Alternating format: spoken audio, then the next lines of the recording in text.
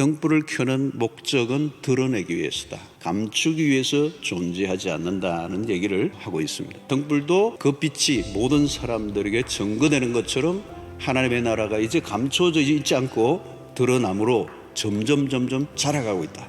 자, 이 비유에서 주님이 강조하시는 것은 뭔가 하면 드러남입니다. 드러남.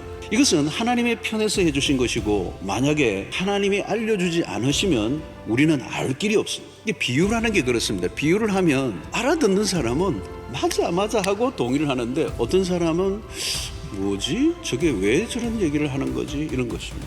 빛이 없으면 어둠 속에 있는 것이고, 그 어둠 속에 있다는 말은 무지 속에 있는 것입니다. 그래서 신자의 역할은 세상 속에서 분명합니다. 빛으로 산다는 것. 자, 이 말은 뭡니까, 여러분? 우리가 원하든 원치 않든 드러나야 되는 존재라는 거예요. 우리가 제대로 살아도 눈에 띄고 말씀대로 살지 못해도 눈에 띄어요. 이것은 예수를 믿는 사람이라면 누구나 감수해야 돼요. 우리는 더 이상 감추어질 수 없는 존재들이에요. 여러분, 신자라는 것을 드러내는 일에는 부담이 있습니다. 불이익을 당할 수도 있고, 억울한 일을 당할 수도 있고, 신분 노출에 어려움이 있을 수가 있어요. 그때 무슨 일이 납니까? 사람들이 세상으로 나가는 것을 거부하고 교회로만 모여드는 거예요. 빛이 세상을 비추지 않고 빛들이 함께 모여 우리끼리 빛덩어리로 모여 있는 거예요. 그런 결과 무엇으로 나타납니까? 모이는 교회는 대단해 보이는데 흩어지는 선교적 교회는 희미해져 버려요. 여러분, 오늘 비유의 핵심입니다. 감출 수가 있는가?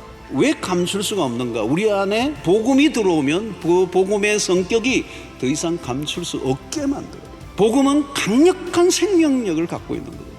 여러분, 예수는 우리의 인생을 송두리째 바꿔놓았습니다. 모든 게 달라지잖아요. 사람들은 이전보다 더 목말라 있습니다.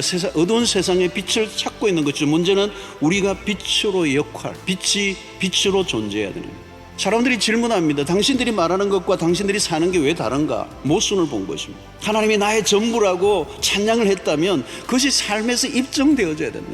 예수가 나의 왕이라고 찬양했다면 그렇게 살아야 되는 거예요. 신앙이 교회 안에서만 통용되어서는 아무 의미가 없다.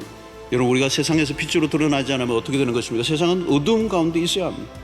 이 복음의 빛이 비춰질수록 삶이 명료해지는 것입니다. 믿음의 행실이 앞서야 되고 말이 앞서서는 안 된다는 것이죠. 행실이 빛이 되어야 된다는 것입니다. 여러분, 복음을 가졌다는 것은 놀라운 것입니다.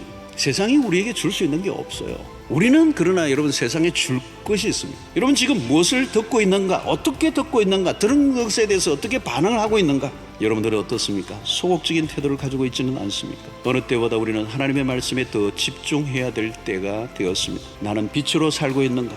사람들은 빛을 찾고 있습니다. 우리는 빛이어야 하고 빛으로 세상에서 살아가도록 우리를 부르셨습니다. 여러분들은 빛이십니다.